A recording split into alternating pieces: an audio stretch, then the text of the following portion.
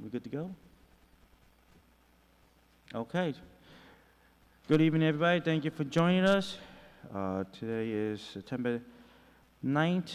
Welcome to our Planning, Economic Development, and Land Use Committee meeting. Staff, can we do a roll call, please?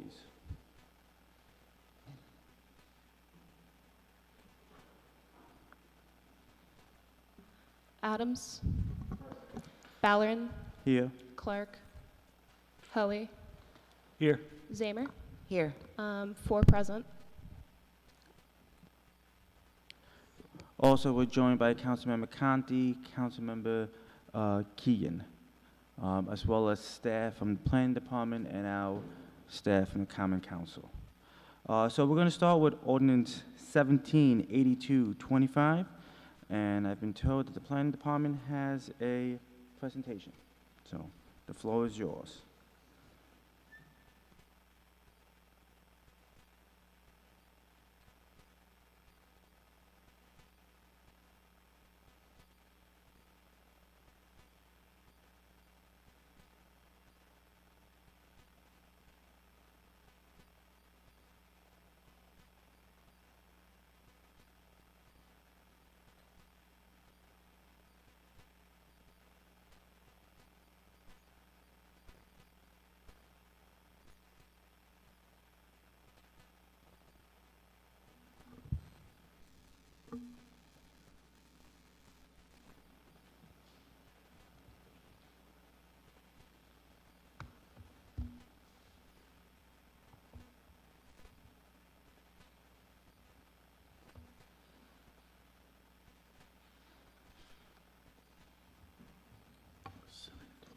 Thank you.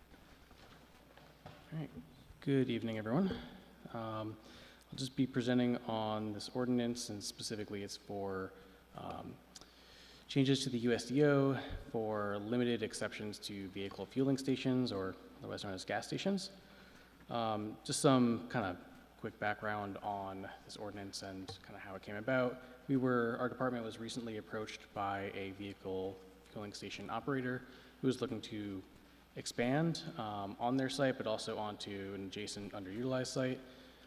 Under the current code, that would not be allowed, regardless of zoning district. So it's something that we were working with, speaking with the applicant, but also looking at developing a policy that could potentially allow for some modernization to the code with limited exceptions that would also see the site come into full compliance with any other site development or layout provisions. So I'll just walk through a little bit of the historical and background context here. In 2021, we removed the vehicle fueling station, which is as a use or gas station, as a permitted use or a conditional use in all zoning districts throughout the city. So in other words, it's allowed as accessory use in certain districts, and it's also, since it wasn't allowed anymore as a permitted or conditional use, it would mean all legally existing gas stations now became legally non-conforming. That change was part of the comprehensive USDO update. Part of that was also aimed at providing, sustainability measures. And with gas stations, one of the aims here was to reduce the future brownfield risks and really to transition to other forms of renewable energy. When we originally looked at the locations of gas stations across the city, we saw that all the neighborhoods at that time and still have adequate access to vehicle fueling stations. Under the current framework, there's really 3 kind of key points just to take away from this. Currently, there's a prohibition on new vehicle fueling stations or gas stations. They're kind of using those terms interchangeably here. So they're completely prohibited as a principal use citywide, and then there's also no exception for new construction or any additions. The other point here is that so existing gas stations are a non-conforming use, and because of that non-conforming use, they also carry some pretty strict alteration limits. Under the code currently, it specifically prohibits any enlargement, expansion, or alteration that would extend a non-conforming use, in this case a gas station. or create any additional nonconformities. That could be your setbacks, height, things like that, but specifically here we have a limitation because of how it's categorized as a nonconforming use. So with this proposed amendment, we're specifically looking to target a narrow exception for these legal nonconforming vehicle fueling stations, and it would be tailored to just the mixed-use commercial highway zoning district. The reason for that being the MEUCH, or a mixed-use community highway district, is the most auto-centric of all the zoning districts. It's really meant for, you'll see a lot of commercial properties, areas within that zoning district, and not a lot of residential that would be directly adjacent to it. And then with this ordinance, it would allow for on-site expansion, so on their existing site, but also expansion onto adjacent lots. So if there's an adjacent lot that's either vacant or could be utilized for an expansion, this ordinance would allow for it to within this zoning district to move onto or extend onto an adjacent lot. The key component here is that the expansion or alteration to the site would only be permitted if the entire site is brought into full compliance with the current USDO dimensional and development standards. So a lot of these sites that we currently see today, while they're legally non-conforming in terms of their use, they might have elements of their site layout that don't currently, that don't meet the current code. So if someone were to come forward today for like a new site, they wouldn't be able to develop like that because it doesn't meet those regulations. So in this case, if someone wanted to expand on their site or onto an adjacent lot, the key here would be that they'd have to bring the full site into compliance. It's just part of why we were looking specifically to tailor this to the MEUCH, just kind of looking at some of the characteristics, and the image provided here is taken from the zoning code. It's really the most auto-oriented design specifically. You know, a lot of the uses are auto-dependent, commercial uses, strategically located along major arterial roadways. It's got this commercial character to it. And it's also a district that kind of balances some of those needs, but is also not necessarily located directly adjacent, in many cases, directly adjacent to dense neighborhoods. So the impact, the potential impact of gas station expansion would be mitigated due to the characteristics of this zoning district. Here we provided just a map of existing gas stations. So there are 25 to date. Again, there's no new gas stations are allowed under the code, but these are the ones that currently are existing. So there's 25 of them total, spread out throughout the city. And then here we have the existing gas stations that are located within just the MEUCH zoning district. I realize it's probably a little hard to see here, but we have two, you know, on the northern side, and then you can see two actually on right off Southern Boulevard. So those are the only 4 located within the MEUCH zoning district. And then just to kind of show, you know, where the MEUCH zoning district is, you can see how it overlaps. We have 4 of those zoning districts spread throughout the city, again, along, you know, major roadways and, you know, commercial locations. So the proposed impacts would really only be impacting these 4 locations as currently written. So as we look at targeting, you know, the specific issues or elements that the applicant or future or potential operator of a site is looking to address, they're looking to improve the circulation, specifically along some of the busiest locations. Also to allow for some environmental performance upgrades, and sometimes that can be accomplished through additional green space or stormwater runoff and retention areas. Also supporting aging infrastructure modernization and maintaining zoning district integrity. So a lot of the zoning, there are many gas stations located in districts that are not the MEUCH, but this, again, ordinance is really just tailoring it to the most auto-centric of the districts. And to reiterate, the reason for the amendment is to prevent a blanket reauthorization of fueling stations. We believe that the intent and the outcome of the original ordinance to restrict gas stations has been a net positive for the city, but are looking for ways to provide some flexibility in the code for sites that are in areas of the city where you would expect gas stations, but also areas where they are kind of hindered by some of the circulation elements, and they're looking to expand, and from our analysis would have the smallest impacts on any residential or non-commercial uses nearby. So again, this ordinance kind of just balances the code compliance aspects with some of the safety measures.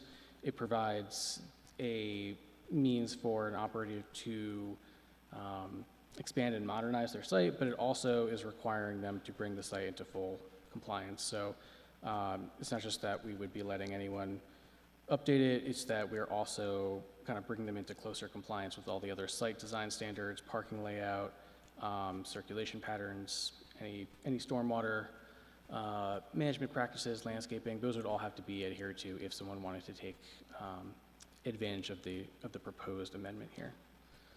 So with that, I'll just pause if there's any questions or comments. Okay, committee members, Councilmember Helby. Yeah, thank you. Thank you, Evie, for the presentation. I just got a few questions, and I'm going to show my age. When I was growing up, a gas station would, you go get gas, but you could bring it in, they would change your oil, you know, do repairs. And we don't see that as much. I know there's one gas station on Western and like Lark that I believe still do, but lately, what I see is a lot of gas stations, they'll have convenience stores also. So how does those two things play into these changes?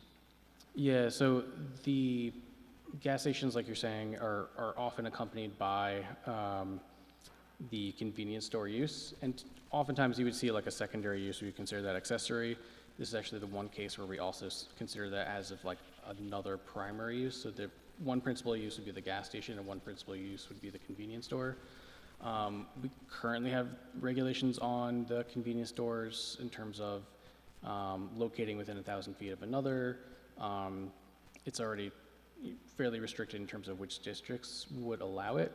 But typically from what we're seeing and looking at other municipalities, often when they're looking to expand, it would be looking to expand the fuel pumps, the canopy, but to your point, the convenience store as well. So if you look at like a Stewart's or others, they're typically looking to kind of do a modernization of the whole site. And I also wanted to find out about, as we move into the future, although lately with this new administration, we don't see as much for electric charging. Is that covered under this? Like if they wanted to put in electric chargers as gas kind of gets phased out? Yeah, they'd still be allowed to. It's not something directly addressed under this ordinance. It's not something that's prohibited under the current one either. So the way, I think it's part of the reason that the technical name in the USDO is vehicle fueling station, because it allows for different types of fuel, I guess, as opposed to just gasoline. I think a lot of the regulations that typically are coming from the building code and fire code, energy code, things like that. So we're not typically seeing them as much as necessarily integrated directly within the zoning code, but that is potentially something to look at for the future for gas stations as a whole. Okay, and I know one of the big problems with gas stations is the actual tanks that are underground. They do have a lifespan. There are certain regulations, and in the past we've had leakage and stuff like that. Does this impact that at all, or? In the sense that it takes that into account as to why we wanted to limit it to just the MUCH zoning districts.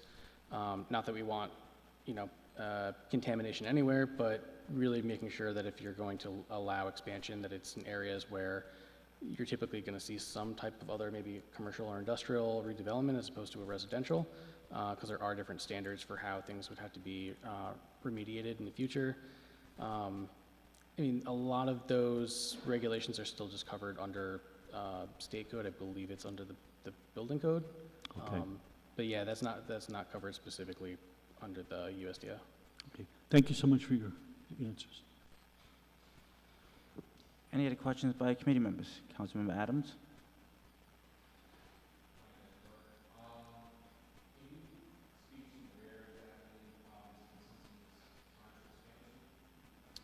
Yep.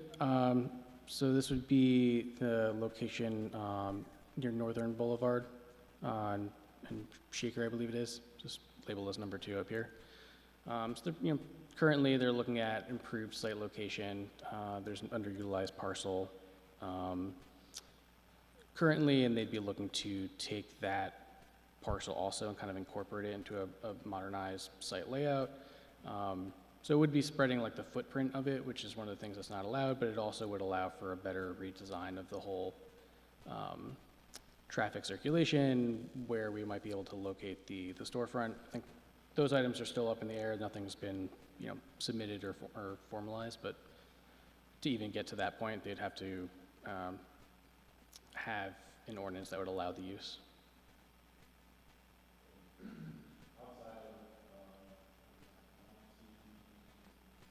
Yep.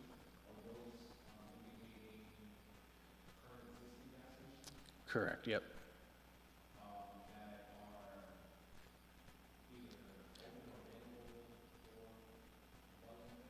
These are the only ones that are located in the MUCH zoning district. So if we're looking at this map, this is all of the gas stations, and this is just the subset of the ones based on that zoning district, which are the ones that we've tailored the ordinance to be applicable to. So the exemption carve-out would only be for ones that are currently existing, so legally non-conforming, and also in the MUCH. Yep. Any additional questions by committee members? Any questions by non-committee members? Okay. With that said,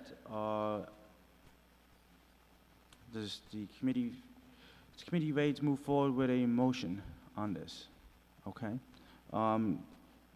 Is there a motion to move forward with a positive recommendation to move out of committee ordinance 178.82.25?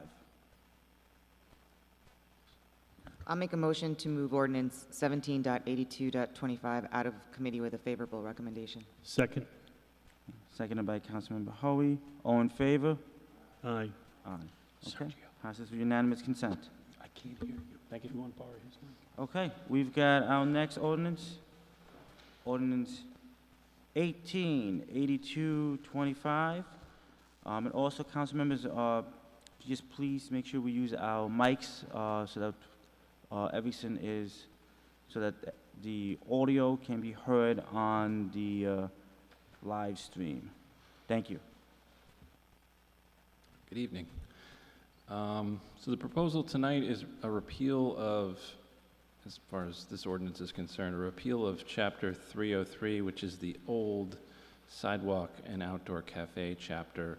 Some of you may know this was wrapped into the USDO process, and we've sort of been administrating it differently since then.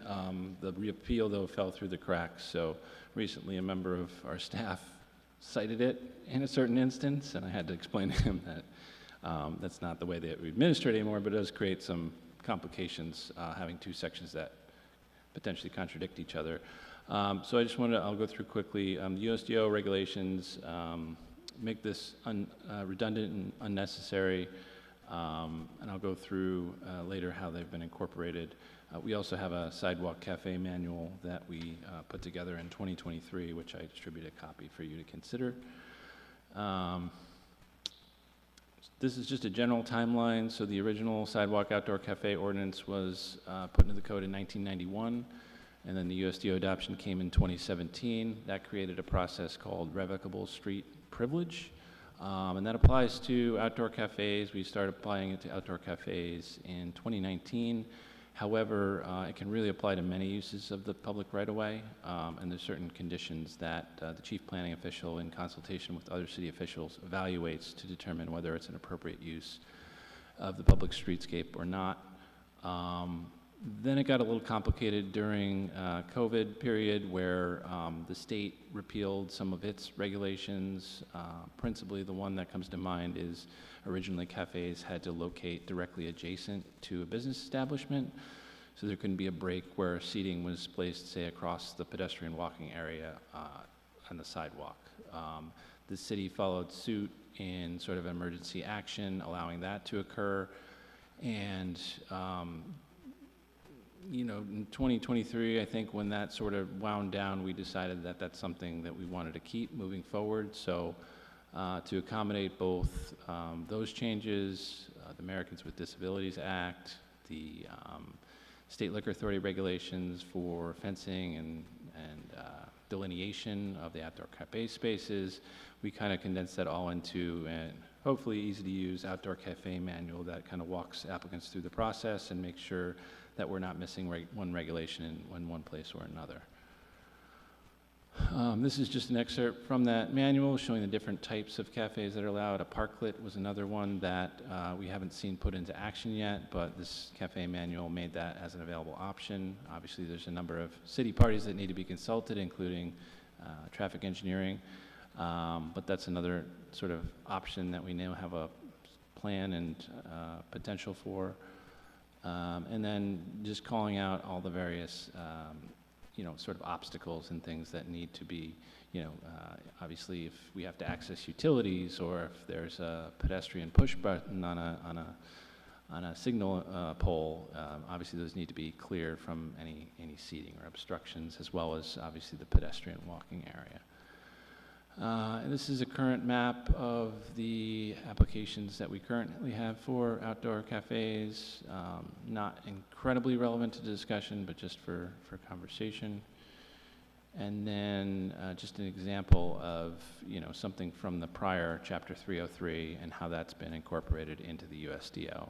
I also distributed a copy of a couple sections of the USDO, the use-specific standards, which apply to the sidewalk and outdoor cafe use, which is listed as an accessory use within the code, as well as the review criteria and procedure for revocable right-of-way privilege.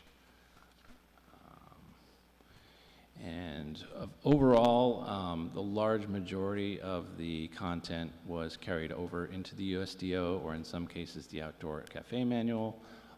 In a lot of cases, both. There were 4 specific items that really weren't carried over explicitly, so just calling them out. The criteria for issuance changed. Obviously, the revocable street privilege having a more broad application needs to be structured so that it's not just applying in the case of outdoor cafes. Could apply to other uses. I think small cell wireless antennas was one that we were using it for some period of time, but there could be other things in the future. The fee schedule has been updated and included in the manual itself. The fees have changed slightly. I think it's a $50 application fee and then $1 per square foot of the space within the public right-of-way that the cafe is utilizing. It's relatively affordable. We try to keep them low because these are things that we want to encourage. And the prior fee structure really wasn't incredibly fair, in my opinion, the way that it was structured. So I think this is a little bit more straightforward and equitable. For appeals and penalties and fines, you know, the appeals in both cases would go to the Board of Zoning Appeals. That's just structured differently within the USDO. And then the penalties and fines, there's sort of a umbrella section that applies to violations and penalties for any violation of the USDO that would also apply in the instance in this case. That's really all I have. There was an ordinance in 2021 by former council member Fahey to actually repeal this. I was under the understanding that that went through. I found out that it didn't. So here we are. I'd like to clean this up. Happy to take any questions. Questions from, well, I'll let Rich go since he was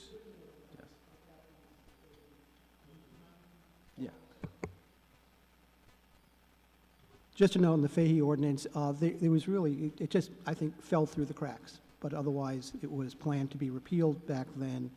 There's no reason to keep it on the books. The provisions are totally obsolete, but it just, I think, fell through the cracks. Okay, excellent.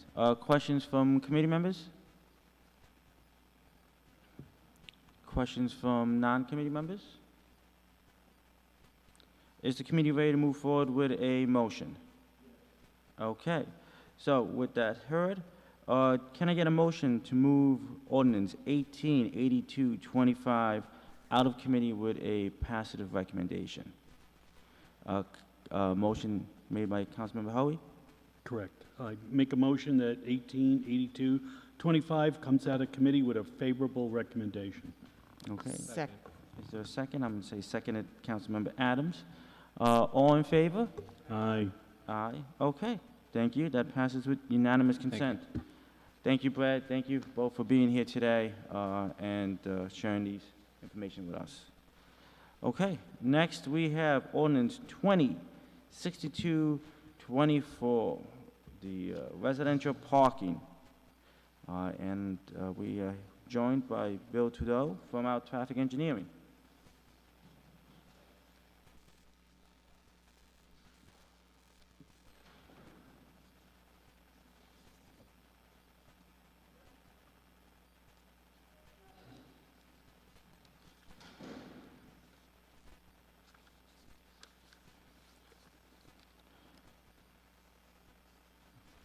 Okay, Bill, so here we go. What do you got for us? Give it another shot here. After last meeting, I went back and pulled together what I believe has been handed out to show the various pieces to what we talked about at the last meeting. So I have one spreadsheet that says all requested streets in the upper right-hand corner. That was the one we were talking about, worked with last meeting.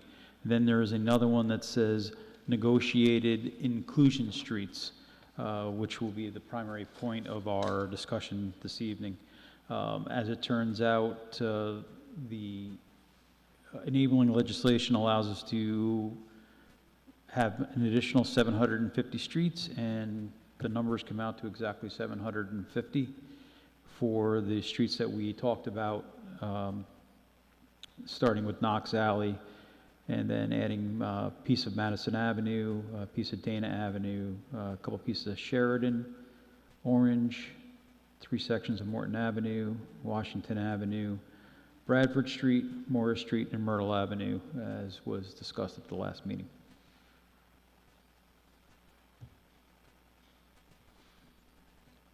Okay, so is the committee comfortable with those negotiations that we had at our last meeting regarding this issue?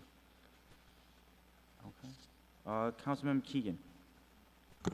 I would just also note, there's correspondence from Councilmember Johnson, and he indicated that he wasn't coming to the meeting tonight. I did contact him, and he indicated that he wasn't requesting any changes on Morton Avenue, because that was sort of the big question from last week. So, but most of those are in Councilmember Adams' district. So I don't know if he. Yeah, I thought we had pulled those.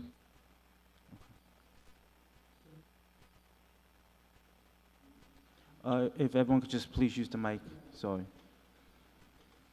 Councilmember Conti. So you're saying we should take the ones for Councilmember Johnson out because he doesn't want any there?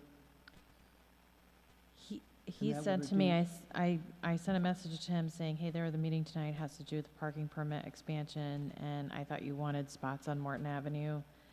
And he said, no, we don't want anything changed on Morton Avenue. Okay. So And that if anybody wants to see the exchange, I'm happy to show it to you. But I just, since he's not here, I Yeah, no, figured no, I that's would fine. I share. just wanted, so that actually brings us down further in terms of 750, leaves some spaces in reserve.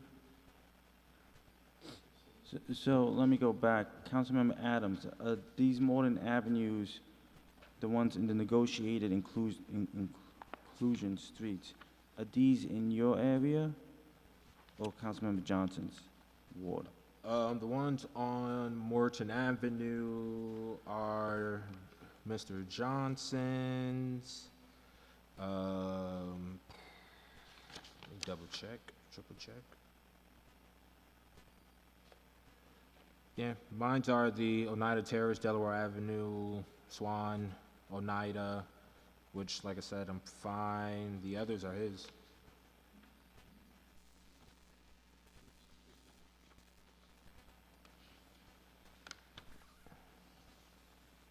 I can't find this right now.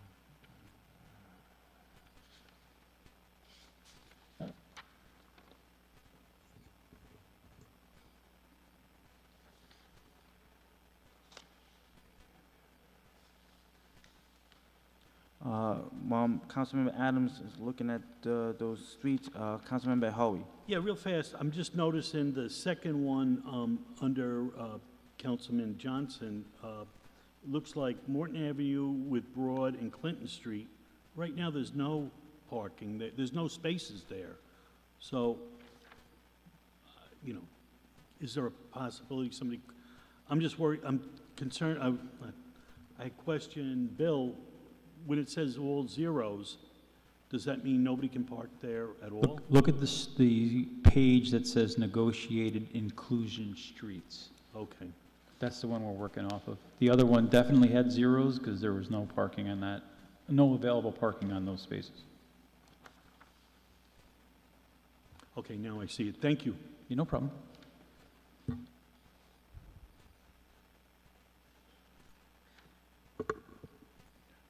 Okay, so let's go back. Councilmember Adams, are there any streets you'd like to discuss at this point? I'd like to give you the opportunity. Well, let's take a step back. Does the committee want to remove the Morton Avenue streets from the negotiated streets based on Councilmember Johnson's statements? Councilmember Howie. Yeah, I don't have any problem taking them off, but is there a way that Council Member Keegan could send us the documentation that we have it on the record that, you know, I don't want it to come back a year from now that, why didn't we do it? That we had that, you I'll know. say, he told me the same thing weeks ago. That's why, It's just been spoken into the public record. yeah, Okay, I'm good. he told me the same thing, so. Okay. Yeah, I mean, I'm happy to screenshot the text exchange and add it to the record. I just wanted to note that I had reached out to him because I saw him respond back that he wasn't going to be attending this evening, and part of the reason why we rescheduled this meeting was so that he would be included. So I just wanted to make sure that the committee was aware of his response. I do have a question for clarification, Bill. So for the Morton Avenue, Eagle Street, South Swan, MLK, that's pretty much just like a drive-through street, like through the park. Is that? I mean, that's the one that's by my house, so. So we're talking about the Morton Avenue from Eagle to Swan MLK? Yes. Yeah, that's Is that on Morton Avenue, so from the basketball courts going up to the street. the statue? Oh, okay. Yes. And that's where those 72 spaces, if you look at the numbers, it would be 72, 30 on the north side and 42 on the south side. And so if those are lost, those people would then have to, They would be resident only. Any of those businesses that are in there or anyone else that uses that would have to go somewhere else. It would be pushed Yeah. somewhere else. as long as the residents can park there, I mean, The residents can park there. Right now, it's relatively well parked yeah, it is. on a daily basis. Yep, I'm fine with that.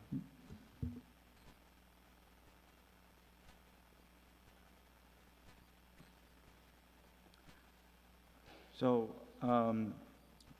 if we take these out, that leaves us 73 additional spots to put in. I want to give you, Councilmember Adams, the first pick since you didn't have any. I mean, are there any that you'd like for us to consider adding on? any of these streets you'd like to consider adding on as part of the residential parking?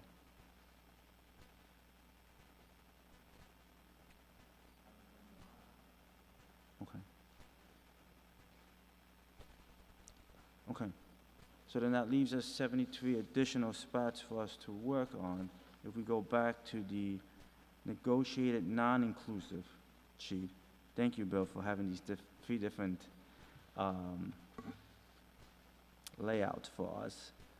I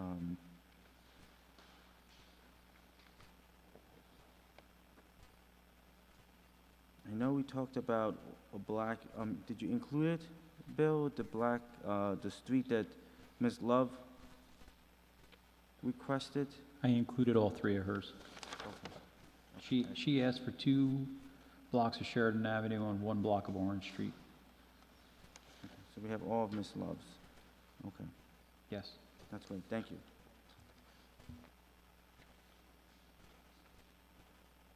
Okay, so that leaves us a little bit of space to work with. So, Keeping in mind that you can always, if you wanted to keep moving forward on this, you could work with this and then always, if something else came up, we could add in those 73 spaces. I mean, that's really what we have left to work with, or take some time and figure out where you want to go with that. well, I don't want to take too much time. I know you don't. Councilwoman Zamer. I had a similar thought to Bill, that you could take some time. We could move forward with what we have, and then you have some flexibility in the future to sort of think through what else is needed. So that works for me. I do want to ask committee members, non-committee members, who I know have been on this for some time, are you okay with that? We're moving forward with what we've negotiated last week. It doesn't hurt to have something in reserve for I- future. Yeah, I have no problems with holding things in reserve, and as I said at our last meeting, I think the only portion that the Ninth Ward has left is a small component of South Lake Avenue, and we're not, at this time, interested in portioning that off because we're concerned about pushing hospital traffic even farther into Pine Hills. And I know that when I assessed the community, I also assessed the folks that are adjacent to the border of the residential parking permit expansion, and that was a big concern for those neighbors. But the folks that are down alongside Albany Med, some were not, but a good portion of those folks were in favor of having a residential parking permit system because parking is so congested in that area at this point. Okay, so with that said, it sounds like the committee is ready to move forward with the negotiated street minus the Morton Avenue street, which would be a total of 677 parking spots to move forward. And new in that section. So that's been settled. What else do we need to settle, Bill, before we make a motion? And are we ready to make a motion? Well, let's see what else we got to settle. Yeah, I think what we need to work on now is the boundary piece of the ordinance. It just needs to be updated. If this is where we are with this, then I just need to finalize. I have some maps, but they're now not workable. I need to go back with my consultant and just finish what we're doing here and get you back an updated map, update the spreadsheet with the inclusion streets, and fix the boundaries that are in the ordinance as proposed today and move that forward. So that's just a matter of tweaking those boundaries, which shouldn't take that much. Okay, so my question is, are we ready to move forward with moving this out of committee? With the, no, not yet? Okay, so, I think the one big issue is your effective date. And in terms of the amount of time or the lead time you need for implementation, you really need to focus on that. There's issues, I mean, you're bringing in whole new areas, that are currently not covered. So there's some way that you need to get out there, educate people, their need to apply for the first time. I don't know if the clerk has to have the systems in place, doing that in 30 days. I don't know if she has signed off on that 30-day implementation and bringing in a whole new cast of eligible permit holders.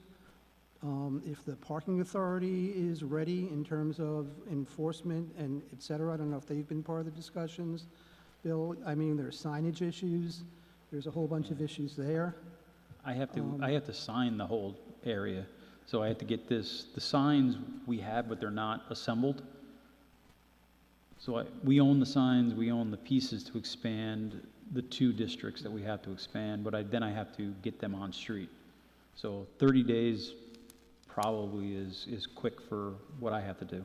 What do you think? The other part of it also is, again, when we're bringing for those, in parts of Park South, which are where it's currently within the zone, and we're just adding streets within the zone, like Knox Alley and some of the Morris and Myrtle, but for some going further up, like some of your areas, Alfredo and Megan's areas, they're currently not in the system at all.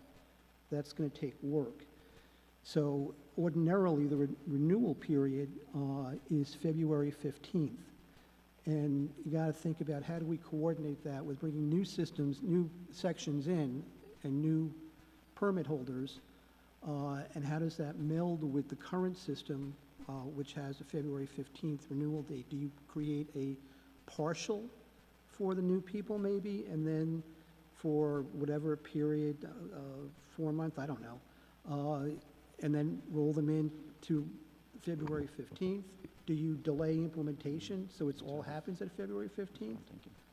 Those are some of the clerk's issues also in terms of her ability and how ready she is to really handle this expansion with bringing these new people in.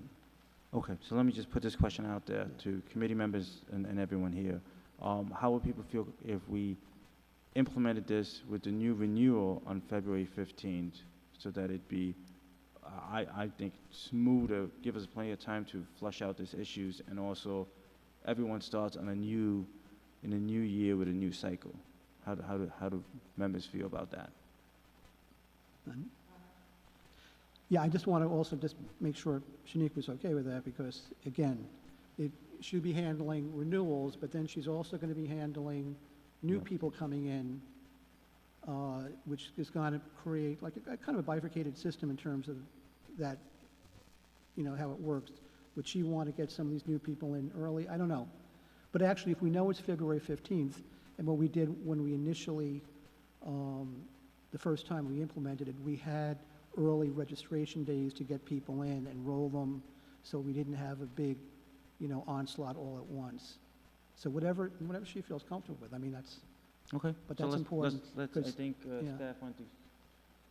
Yeah, you could check so we can bring her out. Again, look, we've been waiting on this for quite some time. Yeah. So I definitely want to do this right.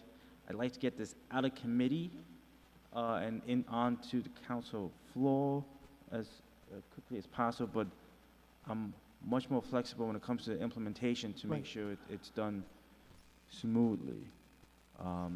So we can wait Yeah, on one that. other issue, because there is on the state law a requirement for a public hearing, and I don't know if that's been considered and how that's being handled.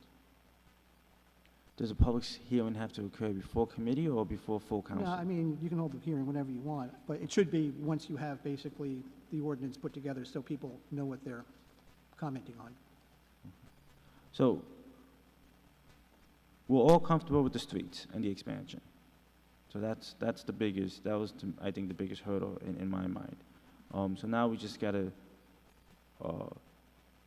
flush through the implementation. Are you comfortable with a February 15 date? Bill? I think we can make that work, and I can make that work on my end. Mm. I think, again, we need to fix the ordinance it's in front of everybody today, because the boundaries aren't correct. So we need to fix that piece of it, and then just simple update of this, and then get our maps updated, and then you have everything you need for your public meeting at that point. So Bill, when you say the boundaries aren't correct, do you mean the boundaries in the amended version? Yes, because now they're not correct based on, So the new ones that were in here, they're not? they would not be correct based on what we just talked about, because the Zone B, the blue zone, isn't going to have any changes now based on Councilmember Johnson not needing any additions. Just to add, I was just thinking about this, and actually the Warren Avenue, Eagle Street, South Swan, and I think they can actually. Okay, so let's go back to the non-negotiated. Morton Avenue, Eagle Street, South Swan Street.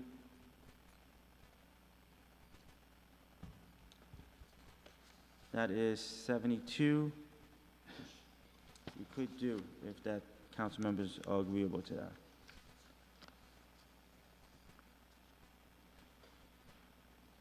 And that would be a Zone B amendment?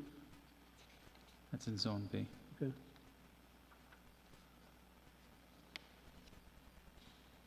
Okay, so council members feel comfortable with moving forward with removing the 3 Morton Avenues that we currently have on the negotiated inclusively list and adding Morton Avenue between Eagle and South Swan / MLK to the negotiated list. Okay? Okay, that leaves us 1 parking spot to work for in the future. But again, like I said at the last meeting, I felt that part was going to be the most difficult part of the negotiations, and I actually walked out of the meeting last time we talked about this feeling pretty good about how that went and how everybody worked through that. So at this point, I think we are comfortable with the street selections. And now, let me take a quick pause for the meeting so I can see if I can speak with our city clerk to see if how she feels comfortable with moving forward on a February 15th. And I had just one technical amendment, which was a different issue, but, Okay, sounds good. Give me, we're going to take a 2-minute recess. okay.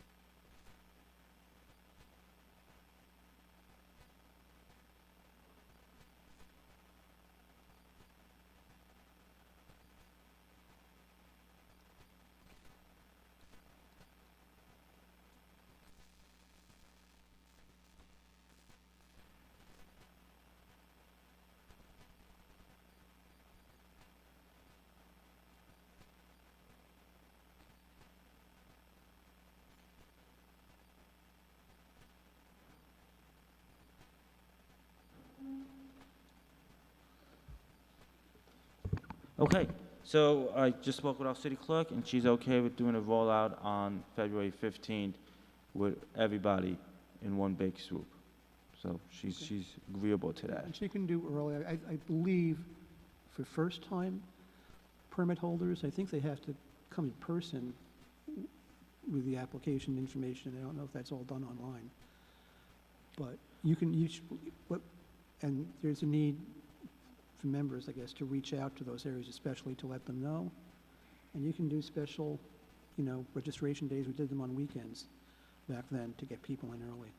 Anyway, but that Yeah, gives a lot more time. I think there's a lot of people that are gonna, to be honest with you, I think most people on these lists are gonna be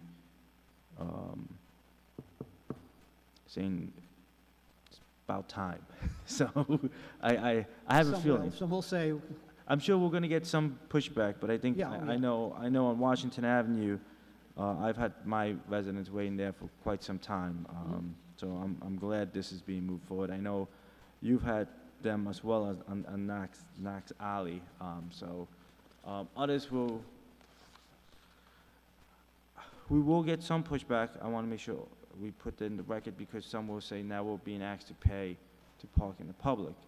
But I also think we're going to be making it easier for residents to park near their homes and hopefully ease some of the concerns they may have about growing development and loss of parking. So I'm comfortable with that. Bill, so just want to check with you one more time. So are you comfortable with us moving ordinance 2062-24 out of committee with a favorable recommendation based on the negotiated streets that we have here, as well as with a starting date of February 15th, 2026? From a traffic engineering standpoint, I don't see a problem with that. We just need to update everything that needs to be updated. So the boundaries that are in the ordinance need to be changed because they are not correct as they are presented this evening. So if that's just administrative, I mean, however that works for this body, to move that forward to the full council. Mr. Chairman, Ms. Kamara would like the floor. Yes, so I was just going to say the same thing that Chief Supervisor Trudell was going to say. The boundaries that are outlined within the legislation aren't reflective of the changes that you guys agreed to tonight. So staff would just have to change it accordingly, and also in accordance to his maps. And then what we can do is at your next planning meeting, which I think is tentatively scheduled for September 18th, we can put this on the agenda again and you can review it and pass it out with the adjusted boundaries. yeah, I think we're all agreed, it's Okay. just a technical administrative work. Okay, so we're saying we're going to hold on a vote on this until the 18th is what I'm being advised, correct? Yeah. Okay. Look, The, I'm sorry. yeah, and the other thing, I mean, this is all more implementation administrative line. I don't know if there's also, down the line at some point, work with the parking authority, because I don't know how they have to know what the new boundaries are, so when they do enforcement, I don't know how they put it into their system or whatever, but things like that are down the road. Okay, sounds good. Look, I think we've done a lot of the heavy lifting over the last couple meetings. And then, Give me 1 second. So I am more than okay with waiting until the 18th to get the final vote on this, because it seems more technical at that point. Councilmember Conti. yeah, and as long as we're in this section, I just had a technical change, if we can include that.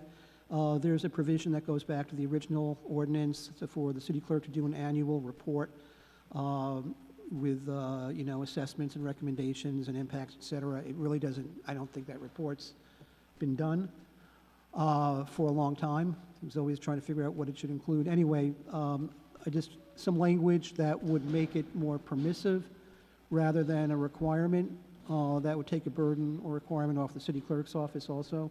So if we could include this in whatever we pass out, that would be helpful.